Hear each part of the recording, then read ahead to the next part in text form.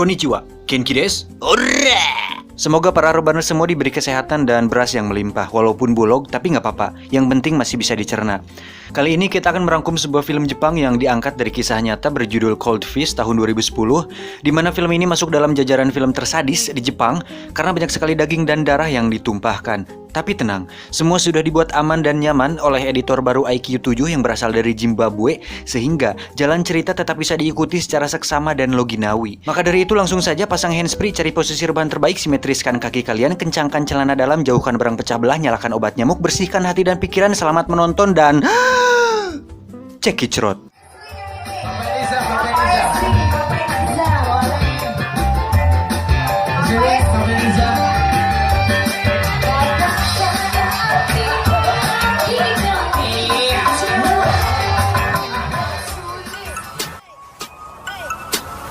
Get it when I get back.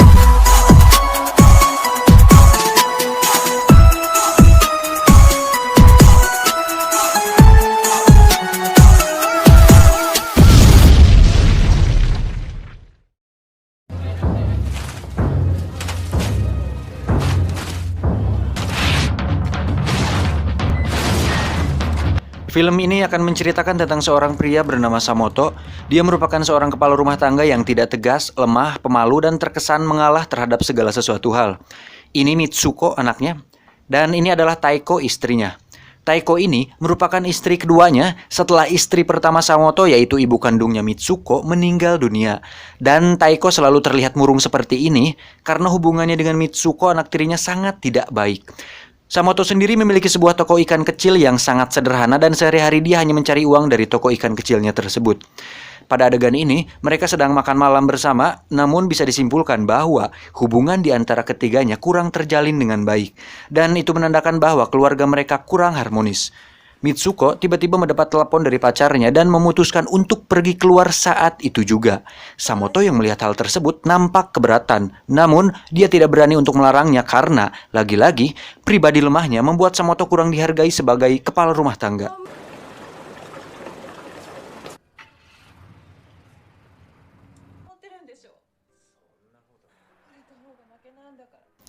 Selesai makan, Samoto ternyata sedang ingin melakukan pengencrotan, tetapi nampaknya Taiko menolak hal itu.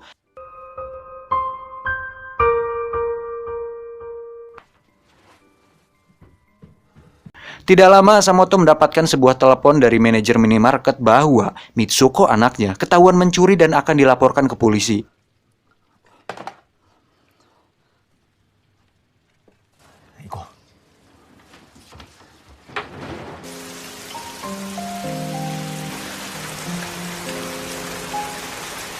Tiba di sana, Samoto dan Taiko langsung meminta maaf dan memohon agar Pak Manajer tidak memperpanjang masalah ini ke polisi.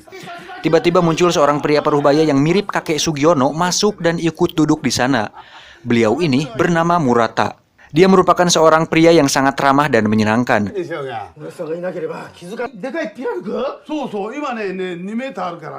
Murata yang adalah saksi pencurian yang dilakukan oleh Mitsuko memberi pengertian kepada Pak Manajer untuk tidak memperpanjang masalah ini. Alhasil, dengan karisma dan sikap menyenangkannya, Pak Manajer pun memaafkannya. Samoto dan keluarga pun terlihat sangat berterima kasih kepada Murata atas pertolongannya tersebut. Tak disangka, Murata juga merupakan seorang pengusaha ikan sama seperti Samoto. Murata pun mengajak mereka ke toko ikannya saat itu juga. Dan dilihat dari mobilnya, bisa disimpulkan bahwa Murata adalah seorang pengusaha yang sukses. Setibanya di sana, Samoto dan keluarga dibuat terkejut dengan toko ikan Murata yang begitu besar dan luas. Murata pun memperkenalkan istrinya bernama Aiko kepada mereka semua. Dan dilihat dari wajahnya, dia mengingatkan kita semua kepada VPN Master dan berbagai situs-situs family friendly. Halus. Dengan sikap Murata yang ramah dan begitu menyenangkan, membuat Samoto, Taiko, dan Mitsuko merasa sangat senang bisa mengenalnya. Murata pun dengan senang menawarkan Mitsuko anaknya untuk bekerja di toko ikannya. Hal tersebut tentu membuat Samoto senang. Saat melihat senyum istri dan anaknya, Samoto pun sedikit berharap mungkin inilah saat dimana keharmonisan keluarganya akan kembali terjalin dengan erat.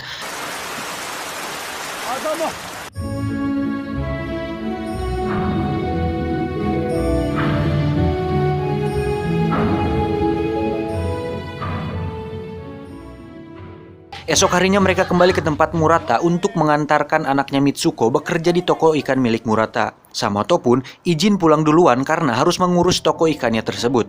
Taeko istrinya disuruh untuk menunggu di kantor karena ada hal yang perlu dibicarakan oleh Murata. Tak lama Murata pun muncul. Mereka mengobrol dan membicarakan tentang masalah keharmonisan keluarga yang dialami oleh Taeko. Bahwa Mitsuko tidak menyukai dirinya karena dirinya adalah ibu tiri. Dengan karisma yang dimilikinya, Murata mencoba memberi pengertian kepada Taeko untuk bersikap sabar dan tenang dalam menghadapi Mitsuko. Juga perlakukan Samoto suaminya dengan sikap yang lebih menyenangkan.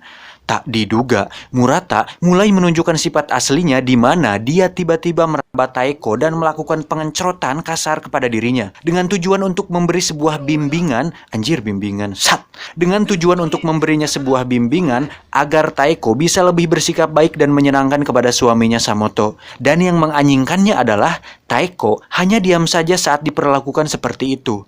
Dan terjadilah.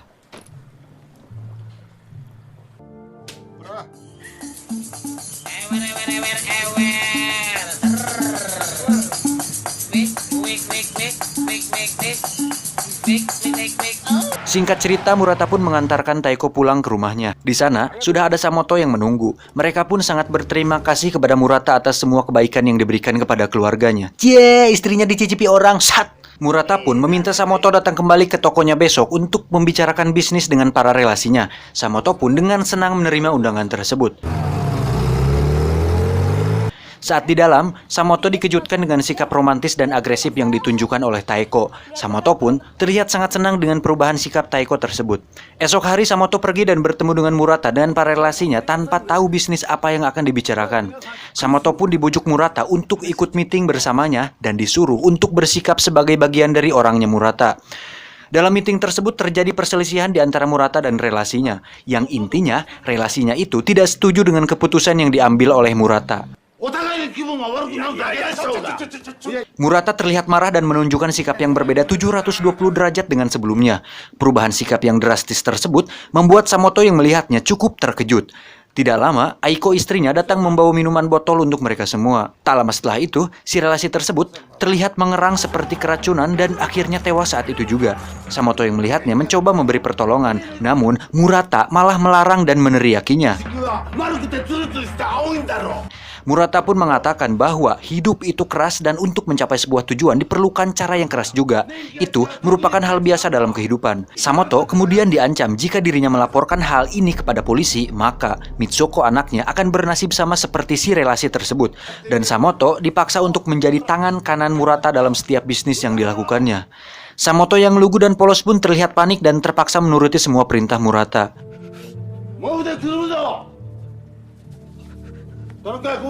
Tugas pertamanya adalah membantu Murata dan Aiko untuk membawa mayat orang tersebut ke dalam mobil untuk dibawa ke sebuah rumah rahasia mereka di tengah hutan. Oke, sampai di sini mari saya jelaskan.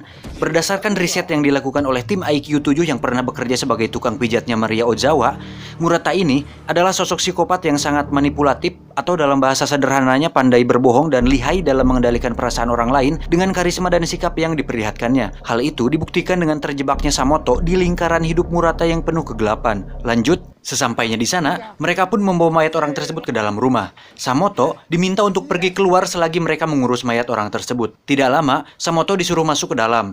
Dan terkejutnya dia saat melihat Murata dan istrinya sedang mencincang mayat orang tersebut. Darah dan daging pun tumpah ruah dan membanjiri lantai di sekitarnya. Anjir, Jepang paling bisa emang kalau soal darah-darahan. Mereka berdua pun tertawa sambil menjahili Samoto yang terlihat mual karena melihat darah dan daging yang sudah tercincang tersebut. Selesai dengan itu, Murata pun membuang potongan daging tersebut ke dalam sungai. Sepulangnya dari sana, Samoto langsung pulang ke rumah dan mendapati istrinya sedang mandi. Lalu, untuk melepas stres, Samoto pun mulai remas dan melakukan Nah, lagi-lagi anjir.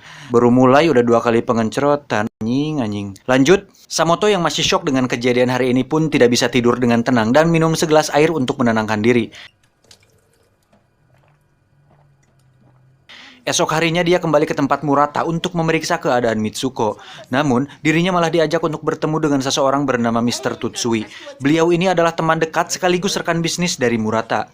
Dan pemuda ini adalah bernama Yanto, dia adalah anak buah dari Mr. Tutsui. Saat mereka mengobrol tak diduga, mereka kedatangan tamu tak diundang yang merupakan geng Yakuza. Ternyata mereka semua datang ke situ untuk menanyakan saudaranya yang menghilang, dan saudaranya itu adalah orang yang sudah Murata bunuh kemarin. Di sini kita bisa melihat bagaimana cara psikopat menyelesaikan masalahnya. Murata dan Aiko yang sama-sama psikopat dengan lihainya berpura-pura seolah tidak tahu mengenai hal itu. Mereka berdua bersikap ketakutan dan menyedihkan agar geng Yakuza tersebut simpati. Di sana Mr. Tutsui juga berperan seolah tidak tahu dan meyakinkan geng Yakuza bahwa Murata dan istri adalah orang baik dan polos. Alhasil geng Yakuza tersebut berhasil tertipu dengan trik mereka berdua.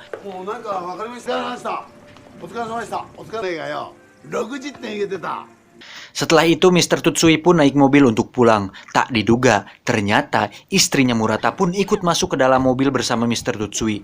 Samoto yang melihat hal itu semakin dibuat tidak habis pikir dengan situasi ini. Tidak lama, seorang polisi pun mendatangi Samoto dan menanyakan perihal Murata yang sudah lama dicurigai menjadi penyebab hilangnya beberapa orang yang pernah bekerja dengannya. Namun dengan terpaksa, Samoto tidak memberi keterangan lengkap karena khawatir dengan keselamatan anak dan istrinya. Di sisi lain, Mr. Tutsui dan Aiko sampai di rumahnya untuk bersenang-senang.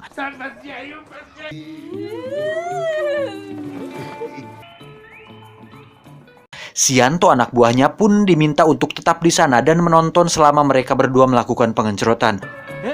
Tentu hal itu membuat Yanto siap siaga dan siap gerak untuk menjalankan tugas. Menang banyak anjing. Di tempat lain, Murata meminta Samoto untuk mengantarkannya dan ikut bersamanya ke kediaman Mr. Tutsui untuk menjemput istrinya. Sesampainya di sana, Mr. Tutsui terlihat sudah tidak sadarkan diri dengan beberapa botol racun yang tergeletak di sana. Samoto yang melihat hal itu akhirnya menyadari bahwa ini semua hanya akal-akalan Murata dan istrinya untuk melenyapkan Mr. Tutsui demi memuaskan hasrat membunuh mereka berdua. Yanto yang tidak menyadari rencana ini pun disuruh untuk minum dulu biar tenang. Samoto yang melihatnya spontan melarangnya, namun Yanto keburu meminum racun tersebut. Melihat Yanto masih berdiri, Murata dan sang istri langsung mencekik lehernya dengan tali hingga Yanto kehabisan napas. Alhasil Samoto pun harus kembali membantu mereka berdua untuk membawa jasad Mr. Tutsui dan Yanto kembali ke rumah di tengah hutan tersebut. Saat mereka berdua mencincang mayat Mr. Tutsui dan Yanto, Samoto diminta untuk membuatkan teh untuk mereka berdua. Selesai dengan itu, mereka pun menuju ke jembatan untuk membuang daging cincang tersebut ke sungai.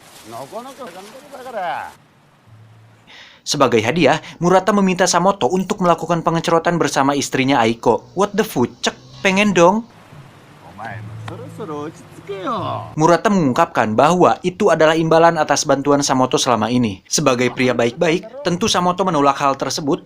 Dari situ, Murata menjelaskan bahwa seorang pria harus siap siaga dengan segala sesuatu yang tak terduga. Dia pun mengatakan bahwa dia sangat benci dengan sifat pemalu dan lemah yang dimiliki oleh Samoto. Murata mengatakan bahwa Samoto terlalu pandang dan terlihat seperti homo. Murata yang kesal akhirnya mengatakan bahwa dirinya sudah melakukan pengencerotan kepada istrinya Taeko sewaktu dia di kantor dan dia mengatakan bahwa Taeko menikmati hal tersebut. Dari situlah akhirnya Samoto mulai emosi dan memukul wajah Murata. Tidak lama, Samoto pun menghampiri Aiko dan langsung memasukkan si Joninya di depan Murata. Tak diduga, Samoto diam-diam mengambil pulpen dan menusuk leher Aiko. Kemudian, dia menghampiri Murata dan menusuknya berulang kali hingga Murata sekarat. Dan anehnya, Aiko malah tertawa melihat hal tersebut. Dan bisa disimpulkan bahwa selain doyan membunuh, Aiko juga memiliki kelainan di mana dia akan merasa sangat senang saat merasakan sakit dan melihat orang lain kesakitan. Sungguh membagongkan, bukan? Setelah itu, mereka kembali ke rumah di hutan tersebut. Kemudian, Samoto meminta Aiko untuk pincang tubuh Murata seperti dia pincang para korbannya. Samoto mengatakan jika sekarang dirinya adalah Murata yang baru dan Aiko adalah istrinya. Itu berarti Aiko harus menuruti semua perintahnya. Entah karena alasan apa, Aiko pun menurut begitu saja. Tapi setelah dilakukan riset oleh tim IQ7, Aiko menurut begitu saja karena melihat sosok Samoto yang berpotensi lebih sadis dari Murata, dan karena Murata sudah tidak ada, Aiko yang memiliki sifat melayani menganggap Samoto sebagai tuan baru baginya. Samoto kemudian pergi dari sana dan menuju ke toko ikan Murata untuk membawa anaknya Mitsuko pulang ke rumahnya. Dan kita bisa lihat sikap Samoto yang berubah menjadi kasar dan galak kepada Mitsuko. Tiba di rumah, Samoto menyuruh istrinya memasak untuk makan bersama. Dari sini bisa disimpulkan bahwa Samoto sudah muak dengan semuanya dan mulai berontak dengan cara memaksa mereka melakukan keinginannya. Dan yang diinginkan Samoto adalah hanya ingin memiliki keluarga yang harmonis dengan makan malam bersama yang hangat dan bahagia. Namun dengan semua yang telah dilaluinya, sepertinya keinginannya tidak bisa terwujud karena segala sesuatu hal tidak bisa dipaksakan sesuai keinginannya. Samoto lalu memutuskan kembali ke rumah hutan tersebut dan di tengah perjalanan dia menelpon polisi yang mendatanginya waktu itu. Tiba di sana, Samoto langsung membunuh Aiko kemudian duduk di kursi dengan darah di sekujur tubuhnya. Tidak lama, polisi pun datang dan ternyata istri dan anaknya pun ikut di mobil tersebut. Taiko kemudian menghampiri Samoto untuk memeluknya. Namun, ternyata sudah ada pisau di tangannya. Alhasil, Aiko pun tewas.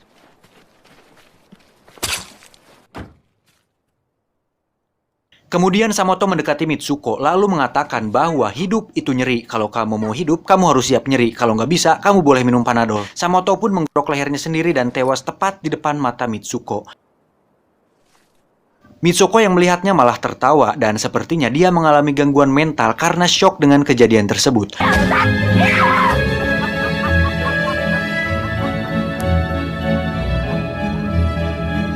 Tamat. Ending yang sangat... udahlah.